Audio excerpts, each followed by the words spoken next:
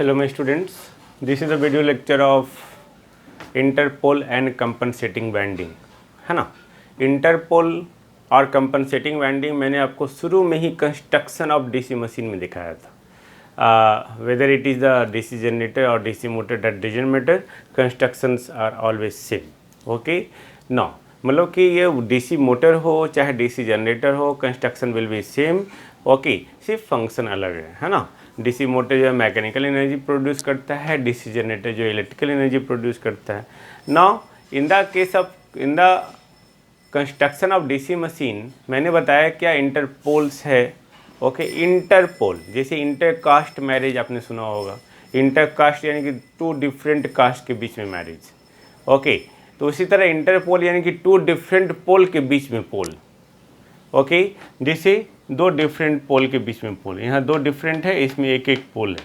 अब यहाँ पे पोल जो है क्या होगा, वो डिसाइड कौन करेगा कि ये हम लोग इसको जनरेटर के लिए यूज़ कर रहे हैं या मोटर के लिए यूज़ कर रहे हैं। अगर आप इसको जनरेटर के लिए यूज़ कर रहे हैं, ओके, तो इसका जो पोल्स होगा उसके अकॉर्डिंग मान लेते हैं ये जनरेटर है सपोज, देन जनरेटर्स है, देन इंटरपोल। सबसे पहले हम लोग यहाँ पे पहले डिफाइन कर ले वो है क्या कि interpoles are narrow poles, narrow एकदम नैरो पोल्स है ना, narrow poles. Interpoles are narrow poles जो किससे अटैच है, ये स्टेटर से। ये आपका जो है ये स्टेटर है, कहाँ प्लेस्ड है, दो consecutive and alternate north and south pole, two consecutive main field pole के बीच में प्लेस किया हुआ है, लोकेटेड है और किससे अटैच्ड है, ये स्टेटर से अटैच्ड है। Now in the case of DC generator, okay, interpoles have same pole as the main pole are ahead, यानी कि इसके आगे जो पोल है सेम पोल होगा। इसके आगे क्या है, साउथ, तो साउथ होगा। इन द डायरेक्शन रोटेशन, इस डायरेक्शन ऑफ रोटेशन में ओके, आगे पोल एस, तो एस यानी साउथ, इसके आगे क्या है नॉर्थ, तो नॉर्थ पोल, इसके आगे क्या है साउथ, तो साउथ पोल, इसके आगे क्या है नॉर्थ, तो north pole. This is the interpoles. वही अगर हम लोग डीसी मोटर लेते हैं तो डीसी मोटर में क्या होता है, डायरेक्शन उल्टा होता है ना। तो अगर ये मोटर है ओके, तो सिंपल अगर इसी कंस्ट्रक्शन को यूज़ करना है तो हम इस तरह से कर सकते हैं। तो आप देख लीजिए क्या, interpoles have the same poles. Okay, interpole have the opposite pole, same pole तो in the case of generator हो रहा है ना। Okay, interpole have the opposite pole as ahead of main pole. इसके आगे कौन है भाई, साउथ, तो ऑपोजिट। ओके, इसके आगे कौन है नॉर्थ, तो ऑपोजिट। इसके आगे कौन है साउथ, तो नॉर्थ। इसके आगे कौन है नॉर्थ, तो ये साउथ। ये आप इसको इस तरह से दिखा सकते हैं। अगर यही डायरेक्शन दिखाना है तो हम लोग इसको इस तरह से दिखा सकते हैं। ओके, मान लेते ये डायरेक्शन है। ओके, तो इसके आगे क्या है नॉर्थ, तो इसका जस्ट उल्टा। इसके आगे क्या है साउथ, तो इसका जस्ट उल्टा। इसके आगे क्या है नॉर्थ, तो इसका जस्ट उल्टा। इसके आगे क्या है साउथ, तो जस्ट उल्टा, ऑपोजिट। ओके, तो डीसी जनरेटर के केस में या डीसी मोटर के केस में अगर आप ये थोड़ा सा एग्ज्यूम कर ले थोड़ा देर के लिए कि डीसी जनरेटर का जो रोटेशन है, ओके, शाफ्ट का जो रोटेशन है, जो रोटर रोटेट करता है वो डीसी मोटर के उल्टा डायरेक्शन रोटेट करता है, तो सेम कंस्ट्रक्शन को आप यूज़ कर सकते हैं in the case of DC motor और in the case of DC generator. जैसे देखो इस डायरेक्शन में है। ओके, तो मैंने क्या बोला, इंटरपोल का जो पोल्स होगा नेचर, उसके आगे का जो पोल है उसका जस्ट उल्टा होगा। किस केस में, जनरेटर में। वही अगर ये मोटर में अगर हम लोग जनरेटर ले लेंगे तो डायरेक्शन उल्टा। अब देखो मैंने क्या कहा था कि जो in the direction of rotation, जो आगे मेन फील्ड पोल होगा उसी की जैसा सेम पोल होगा, है ना। तो आगे जो पोल है उसी की जैसा सेम पोल है। क्या इंटरपोल का नेचर, ये देखो आगे साउथ है तो साउथ, तो ये आपको समझने में आसानी हो जाएगा। This is the interpoles. Okay, I think no problem now. अब इस इंटरपोल पे भी हम लोग वाइंडिंग करते हैं, तो इंटरपोल पे जो वाइंडिंग करते हैं that is called interpole windings. तो इस पे जो हम लोग वाइंडिंग करेंगे, ओके, ये जो होता है ना, ये आर्मेचर कंडक्टर के साथ सीरीज में जुड़ा हुआ रहता है। तो जब आर्मेचर कंडक्टर के साथ सीरीज में जुड़ा हुआ है तो इसमें जो करंट फ्लो करेगा वो वही करंट होगा जो आर्मेचर कंडक्टर में होगा। आर्मेचर कंडक्टर में कौन सा करंट फ्लो कर रहा है, IC, तो यही सेम करंट इंटरपोल में फ्लो करेगा, सेम मैग्नीट्यूड का, है ना। तो हम लोग बोल सकते हैं interpole windings are connected in series with the armature conductor और वाइंडिंग। हेंस तो जो फ्लक्स आपका आर्मेचर कंडक्टर में करंट फ्लो करने के बाद प्रोड्यूस हो रहा है, आर्मेचर MMF के द्वारा प्रोड्यूस हो रहा है। ओके, सेम हमारा जो अकॉर्डिंग टू कंडक्टर सेम हमारा फ्लक्स प्रोड्यूस होगा। यानी कि हम लोग बोल सकते हैं कि the flux produced by the interpole winding that is directly proportional to the armature current. Clear? I think no problem. Now एक चीज़ और याद रखना है कि इंटरपोल को जो है हम लोग इंटरपोल को कम्यूटेटिंग पोल भी कहते हैं। कम्यूटेटिंग क्यों कहते हैं ये भी हम बताएंगे, और या इसको हम लोग शॉर्ट फॉर्म में कहें तो कॉम पोल भी कहते हैं। Com pole, this one, com pole या commutating poles, both are same, they are interpoles, है ना। नाउ अब इंटरपोल को प्लेस करने का मकसद क्या था? What is the main function of interpole, what is the main function of com poles? तो सबसे पहला जिसको हम आगे ये भी पढ़ेंगे कम्यूटेशन में, just to neutralise the effect of reactance voltage. Reactance voltage जो हम लोग आगे के वीडियो में देखेंगे, रिएक्टेंस वोल्टेज के इफेक्ट को न्यूट्रलाइज करने के लिए हम लोग इंटरपोल का यूज़ कर रहे हैं। Clear? Second, just to provide the sparkless commutation और गुड कम्यूटेशन। गुड, तो जब स्पार्कलेस कम्यूटेशन या गुड कम्यूटेशन को प्रोवाइड करने के लिए हम लोग इंटरपोल का यूज़ कर रहे हैं, hence interpole are called com pole. Commutation से लिया गया है कॉम पोल्स, है ना, कम्यूटेटिंग पोल्स। वैसा पोल जो कम्यूटेशन प्रोवाइड कर रहा है, गुड कम्यूटेशन भी हम लोग आगे बात करेंगे, don't worry. Okay, now next जो फंक्शन है, just to overcome the distortion of flux.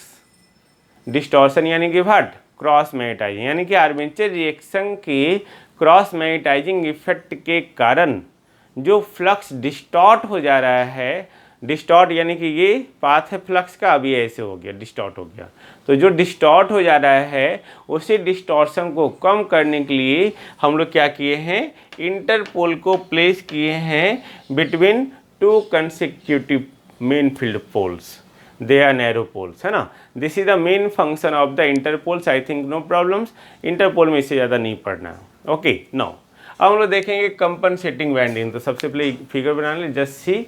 Okay, now compensating winding. Okay, तो कंपनसेटिंग वाइंडिंग यानी कि कंपनसेट करना, ओके, क्षतिपूर्ति करना।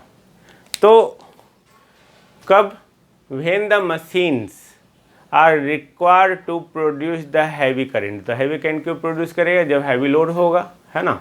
तो हैवी करंट प्रोड्यूस करना हो, और जो कार्बन ब्रश हम लोग यूज़ कर रहे हैं, यूज ऑफ कार्बन ब्रशेस, वो जो है स्पार्कलेस कम्यूटेशन, स्पार्कलेस यानी कि स्पार्किंग नहीं होना चाहिए। स्पार्किंग के कारण ब्रश टियर बियर होता है ना, कम्यूटेटर सरफेस जो है वो रग्ड हो जाता है। ओके, यानी कि वो बैड सरफेस हो जाता है। तो जो कार्बन ब्रश को हम लोग यूज़ कर रहे हैं, that is not sufficient to provide to afford sparkless commutation और गुड कम्यूटेशन, तब हम लोग एक वाइंडिंग यूज़ करते हैं, that is called compensating winding. Then a winding must be necessary to maintain the uniform flux, यानी कि यूनिफॉर्म फ्लक्स को मेंटेन करने के लिए हम लोग क्या करते हैं, एक वाइंडिंग का यूटिलाइज करते हैं, that is called compensating winding. Now तो यूनिफॉर्म फ्लक्स मतलब क्या हुआ, uniform flux distribution along the air gap periphery. Air gap periphery के अलोंग जो है, अगर यहाँ पे यूनिफॉर्म फ्लक्स डिस्ट्रीब्यूशन के लिए हम लोग क्या करते हैं, हम लोग एक कंपनसेटिंग वाइंडिंग को प्लेस करते हैं, एक कंपनसेटिंग वाइंडिंग, एक वाइंडिंग का रिक्वायरमेंट होता है ओके, जो यूनिफॉर्म फ्लक्स डिस्ट्रीब्यूशन दे। कब? जब या तो हैवी करंट का रिक्वायरमेंट हो या हमको स्पार्कलेस कम्यूटेशन देना है, गुड कम्यूटेशन देना है, तब उस कंडीशन में हम लोग को जो है एक वाइंडिंग का रिक्वायरमेंट है ना। That is called compensating winding. Okay, now अब कंपनसेटिंग वाइंडिंग है क्या? Compensating winding, main field winding तो हमारा हो गया, आर्मेचर वाइंडिंग भी हो गया। तो ये आर्मेचर वाइंडिंग का एक ऑक्सिलरी यानी कि सहायक वाइंडिंग है। Okay, it is an auxiliary winding, it is an auxiliary winding. तो ये है कहाँ भाई, कहाँ एम्बेडेड है?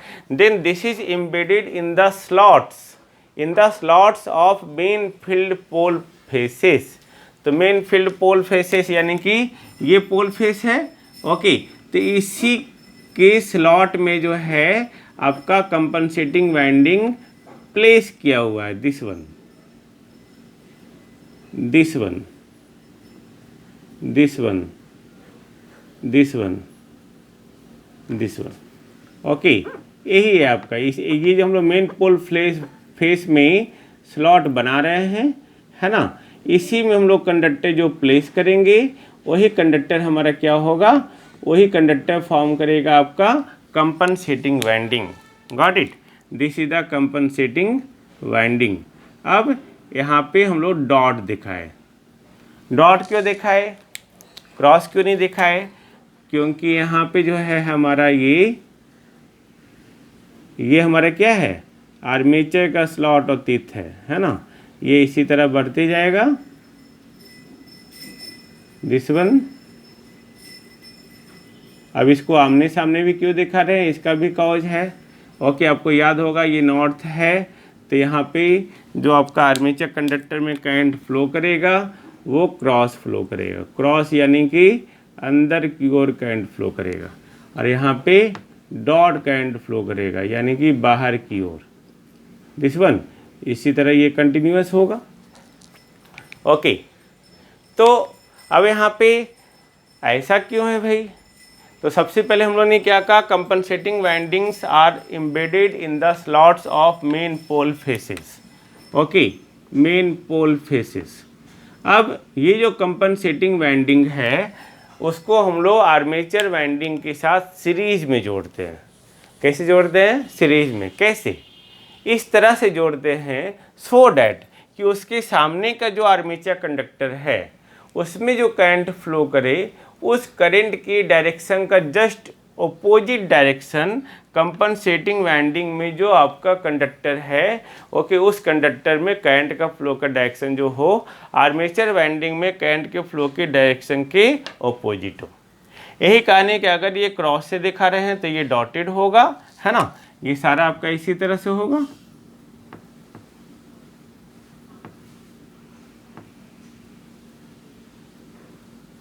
This one,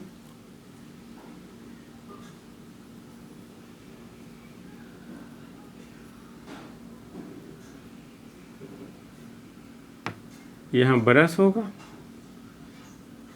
simple.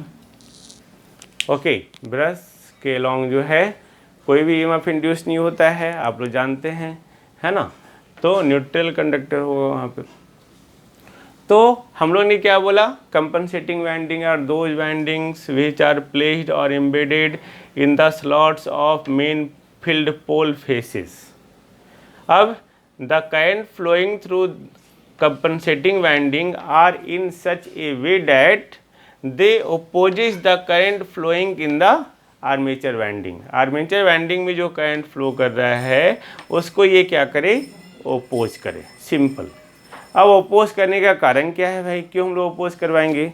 ओके, तो सबसे पहले आप यहाँ पे ये देखो कि कंपनसेटिंग वाइंडिंग और आर्मेचर वाइंडिंग दोनों सीरीज में कनेक्टेड है। ओके, दोनों सीरीज में कनेक्टेड है, बट इस तरह से कनेक्टेड है कि दोनों का डायरेक्शन क्या है, रिवर्स में, ऑपोजिट में। ओके, लेकिन दोनों के थ्रू जो मैग्नीट्यूड ऑफ करंट है वो हमारा क्या होगा, वो सेम होगा, है ना।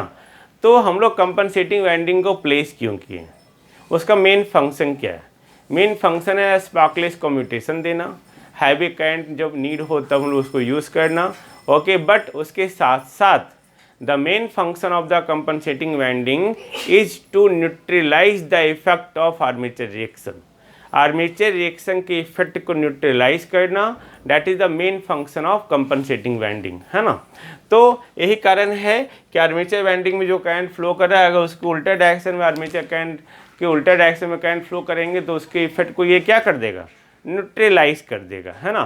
तो आर्मेचर रिएक्शन के इफेक्ट को ये क्या कर देगा, न्यूट्रलाइज कर देगा। यही कारण है कि ये सेम मैग्नीट्यूड का रखे हुए हैं और ऑपोजिट डायरेक्शन में रखे हुए हैं, सो दैट कि जो भी आर्मेचर रिएक्शन आया आर्मेचर एमएमएफ के चलते on the main field flux, okay, वो आर्मेचर रिएक्शन के इफेक्ट को ये क्या करे, न्यूट्रलाइज करे, है ना। नाउ अब अगर हम लोग यहाँ पे एक क्वेश्चन है, calculation of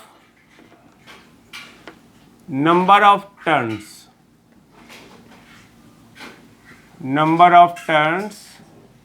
in compensating winding.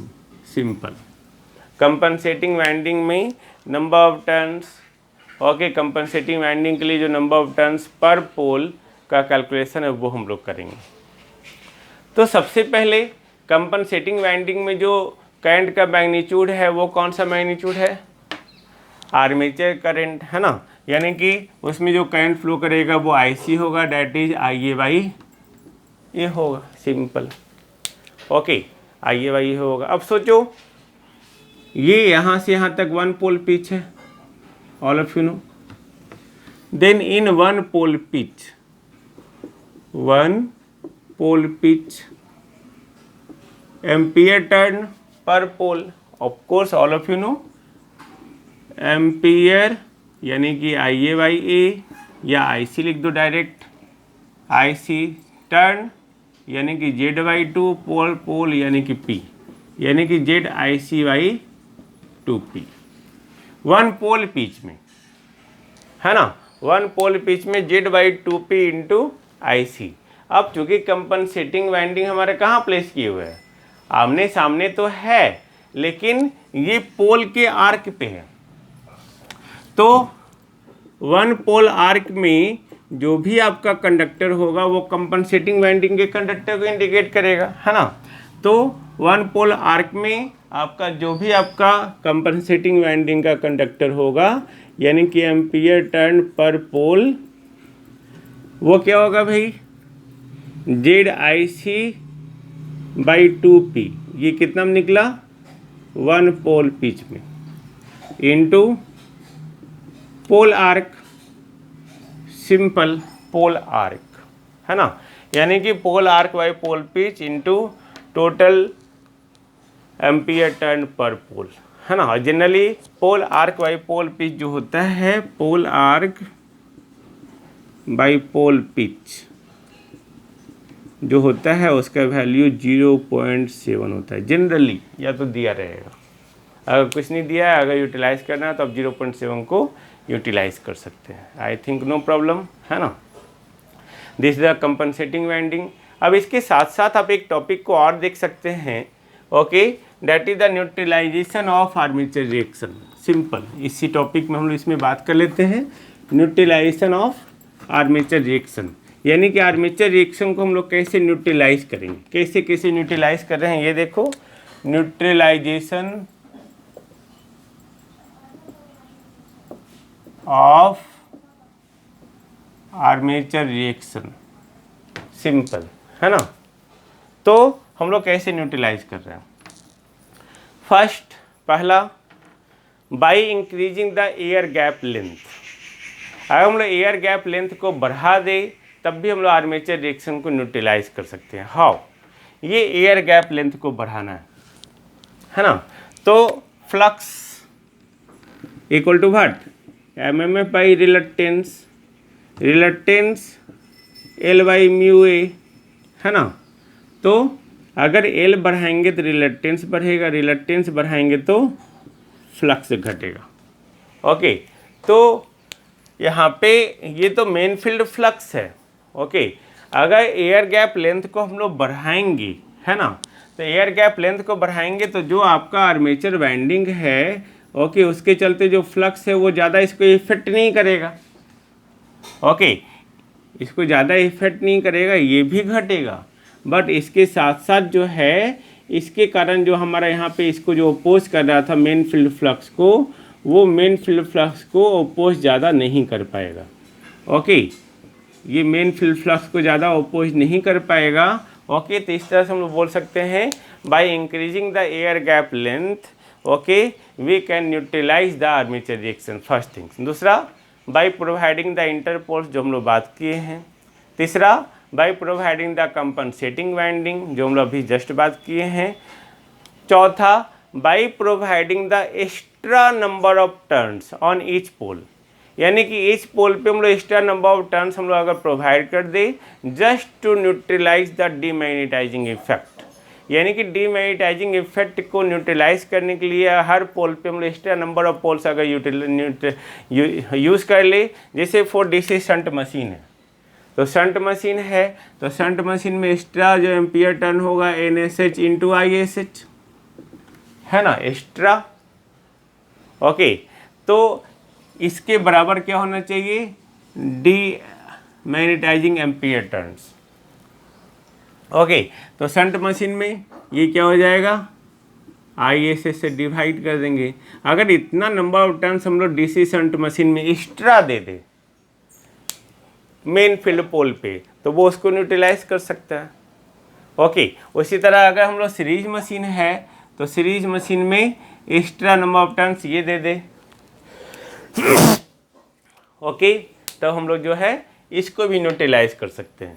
तो by providing the extra number of turns on the main field pole we can neutralise the effect of demagnetising effect of armature reaction. I think no problem, है ना। Then this is the neutralisation of armature reaction. आप अगर कोई पूछता है तो आप बता सकते हैं कि how you can neutralise the effect of armature reaction. First, by increasing the air gap length, by providing the interpoles, by providing the compensating winding, by providing the extra number of turns on main field pole. अब इससे related एक numerical देखते हैं। एक question है, ए lap bound 4 पोल, है ना, lap bound है, ओके, लैप बाइंडिंग और 4 पोल है। 4 पोल यानी कि P = 4 तो A = 4। Okay, DC generator with 480 conductor, Z = 480। Okay, in the armature supply 72 ampere, यानी कि IA = 72 ampere. Okay, the brushes are given an actual lead of 12 degree mechanical, यानी कि θm = 12 degree. Okay, calculate the cross magnetising ampere turn pole. Okay, यानी कि ATC आपको पर पोल निकालना है। ये क्या होता है भाई, ऑफ कोर्स आपको याद होगा, है ना, ZIA/A into 1/2P minus θm/360 degree. Okay, आप इससे जो है टोटल एम्पियर टर्न्स पर पोल भी निकाल सकते हैं। ओके, डीमैग्नेटाइजिंग एम्पियर टर्न पोल भी निकाल सकते हैं। क्रॉस मैग्नेटाइजिंग में दोनों आ गया, तो Z दिया हुआ है, IA दिया हुआ है, A दिया हुआ है, P दिया हुआ, θm दिया हुआ, निकाल लेंगे। Okay, this is the problem. इसी तरह का प्रॉब्लम आता है जो मैंने लास्ट वीडियो लेक्चर में कहा था। ओके, तो अब आप इस प्रॉब्लम को बना सकते हैं इस तरह। ओके, मिलते हैं हम लोग नेक्स्ट वीडियो लेक्चर में। Thank you.